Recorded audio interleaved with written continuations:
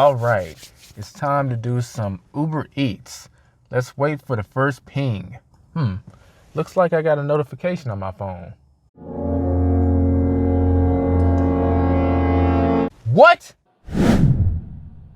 Hello everyone, this is Elijah with the Rideshare Guy, and in this video we're going to be talking about what you saw on the screen. And no, you were not seeing things. Apparently this is being tested in select Uber Eats markets.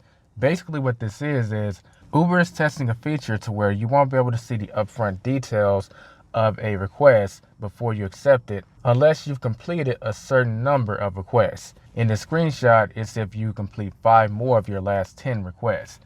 This is just another way of saying that, hey, if your acceptance rate dips below a certain number, we want to hide the drop-off details. So what exactly are these upfront details? Well, this includes the customer drop-off location, and I think it may actually include the restaurant pickup location too.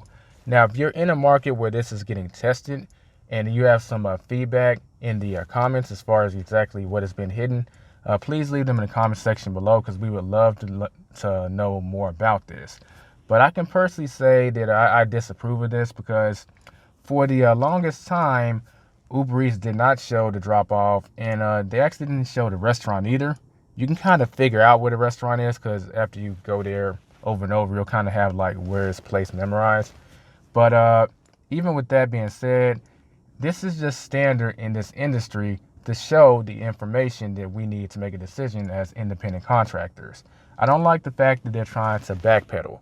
Now, I do understand that they're probably doing this because maybe they're not getting enough orders accepted by drivers, but in this day and age, I feel it's time for us to come up with some kind of a solution and flex our creativity muscles as opposed to just trying to hide information again.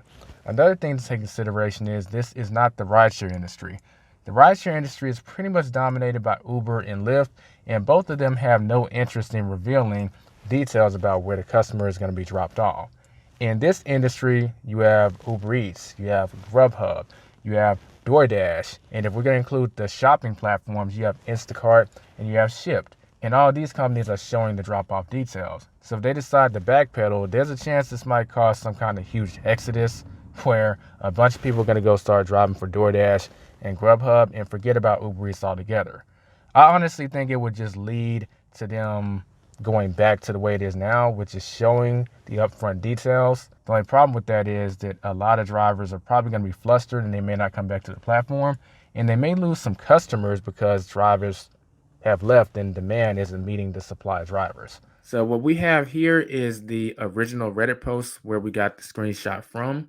So if you want to take a look at this post, we're going to leave a link in the description. It's posted by Little Advantage 852 in the Doordash drivers group on Reddit.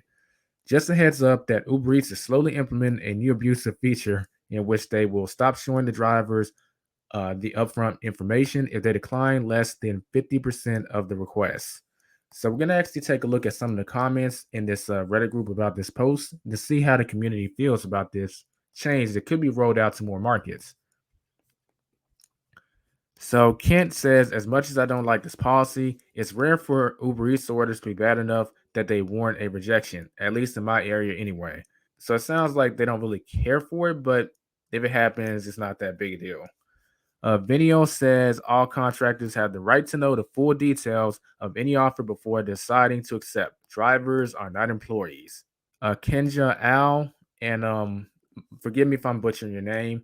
They say, I saw this too. Looks like we are all going to be calling Uber support way more often, or just don't touch the phone when we get a, well, you see what's on the screen, order. This is just going to cause more issues for Uber. They bring up a good point in the sense of if you don't touch the screen to decline the order, does that register as a decline in the Uber system? I would assume it would, but I guess we won't really know till it rolls out. But yeah, I guess we'll just have to play that by ear. And criticism says, looks like it's for accepting and canceling after picking up the food. Look closely at the language, doesn't say for declining. Well, besides, we know that would be an easy lawsuit if that were the case. So criticism brings up a great point. If this is being tested in your market, it has a learn more at the bottom. So I'm assuming you can click that to get more clarity. And this might be what criticism is talking about. Once you click the learn more, then they might go into the details that he's talking about here. So anyone who's having this being tested in their market, if y'all could confirm if this is the case in the comments, that would be awesome. I will say that regardless, this shouldn't be the appropriate, because as it stands, if you do this, that's grounds for deactivation, and rightfully so. But they shouldn't be trying to quote unquote punish you by taking away a feature that's standard in the industry. In this case, the delivery industry is standard to have this information before you accept the trip, and they shouldn't be trying to yank it from you because you're doing something or not doing something. That sets the wrong precedent that could go into other areas that wouldn't be favorable for us. So if even if that's the case, I don't approve of that. And now we're taking a look at what the Uber Eats community has to say on Reddit. This is the Ubereats on Reddit group, and they didn't post a screenshot, but they basically just posted the same thing in terms of letting people know what's coming. So Fingborough says, I haven't seen this in the Atlanta market, but once they do this, I will likely deliver orders to the homeless until I get deactivated. Tired of these BS companies. I wouldn't necessarily endorse that, but I understand how they feel. That's what we're gonna take away from that. How they're feeling. Sudden Source says they're going back to how it used to be. Loha. I started back in 2019, and you were only shown an estimated time to pick up. Wild. That's very true. But one interesting thing I will say is that the rates were higher back then. So even if you couldn't see the drop off, what Uber was paying you, not including the tip, was generally higher. So if they would go back to that, would the rates go back to where you're getting paid more from Uber? Just food for thought. In general, though, I don't really approve of this. Just I straight up don't. Of course, that's my personal perspective. How do y'all feel about Uber testing out this beta program? And how would you feel if this became the new norm? I've already given my opinion on it. I'm not going to restate it, but let's hear what y'all think about it below. That does it for this video. If you have any questions or comments, feel free to leave them below. Don't forget to subscribe if you're new and hit that bell notification so you can be notified when we drop another video. This has been Elijah with the Rideshare Guy. Be safe, be profitable.